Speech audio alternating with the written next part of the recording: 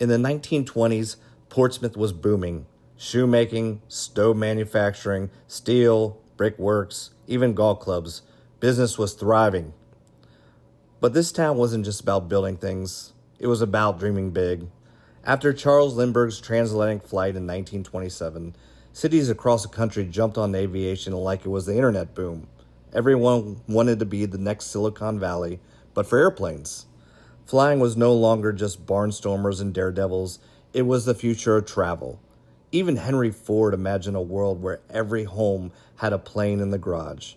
And Portsmouth had the perfect person to seize that moment, your grandfather, William J. Burke. He was a visionary and a brilliant businessman. Burke arrived in Portsmouth in 1903, broke from bad investments, but he quickly found his footing with the shoe capital of the world, working at Selby, Lloyd Adams, and by 1909, he'd launched the Vulcan Last Company, creating patented technology that shaped shoe manufacturing millions. Burke loved Portsmouth. When he'd travel, he'd often say, "There is no better place on God's green earth for a man to make a start than Portsmouth, Ohio." He believed aviation could put Portsmouth on the map. Just months after Lindbergh's flight, Burke launched the Vulcan Aircraft Division, investing in planes and plans for an airport. His goal? Growth for the city, the economy, and the skies.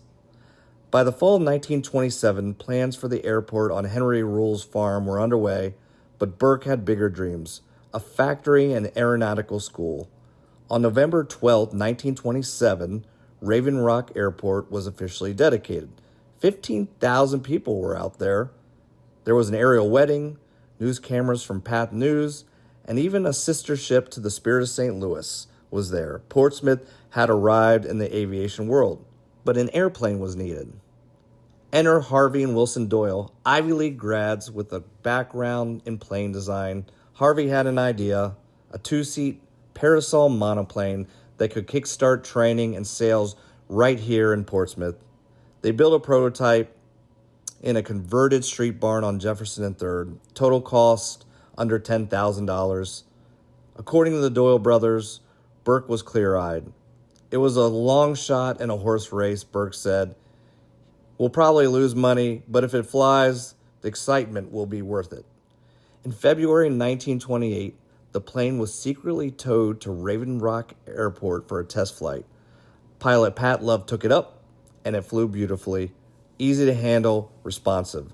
And that's when Burke's genius really took off. He named the airplane the American Moth to capitalize off the British de Havilland Moth, very popular airplane of the time, and he launched the Goodwill Flight Tour. 3 planes, the Moth, and 2 Waco biplanes set out on a 2,500-mile journey across the South. At each stop, Benny Martinez, a parachutist, would jump out of the airplane carrying Vulcan golf clubs, landing in a park near city halls and giving it to the mayor or someone important in the town.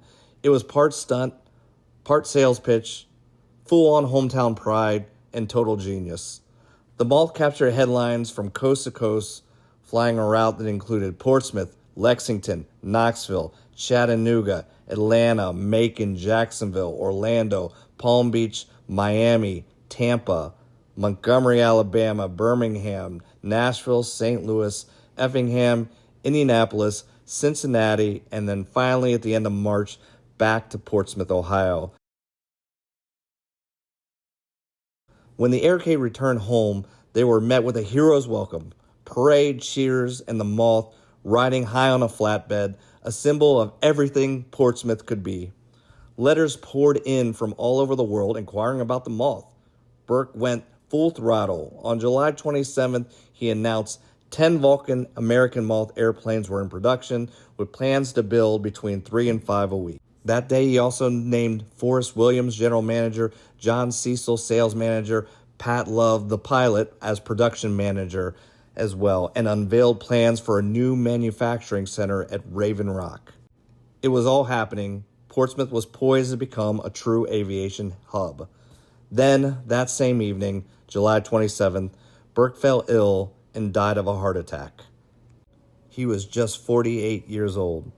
His death made headlines, And at the time, he had built 11 plants, employed 10,000 people from the East Coast to the Mississippi, and was even helping Notre Dame design his first golf course, a Scottish-style links. Pat Love, test pilot and manager of Vulcan after his death, said, "I feel the death of Mr. Burke as I would my own father. No one can fill the place he did." But Vulcan pressed on, at least for a while. For 6 months after Burke's passing, the Williams brothers led the company. 7 aircraft were assembled in Portsmouth. Vulcan number 3 won the Los Angeles to Cincinnati Air Derby, piloted by Bob Dake and Ted Taney. Vulcan number 5 even made it to Hollywood, appearing in the 1929 film The Winged Horseman with Hoot Gibson and Ruth Elder. In December 1928, Pat Love flew a Vulcan to Columbus, demonstrating its performance for none other than Charles Lindbergh, who said he'd love to fly it if the weather was warmer. By 1929, the Vulcan rights were sold to Walter C. Davis, who launched the Davis Aircraft Corporation. The first Davis planes were built using Vulcan parts. In total, more than 50 Vulcan and Davis aircraft were produced. By 1930, the Great Depression had grounded most small aviation companies, but Burke's legacy was already cemented. Now, nearly 100 years later, I'm honored to be restoring the last known Vulcan American Moth. My first airplane ride was in a Davis aircraft that my stepfather had built in 1990. And from there, I became passionate about Davis aircraft and the Moth. And over the years, have owned, with my stepfather, 3 different Davis aircraft. In 2022, I negotiated the return of the Moth from California, and I hauled it back 2,466 miles home to Ohio. I'm in the Cincinnati area. My goal, to get this airplane flying by 2028, in time for its 100th birthday, to bring her to Oshkosh and home to Portsmouth, reconnecting the community with a story that deserves to be remembered, and of course, to take any and all Burkes who want to ride in the Moth.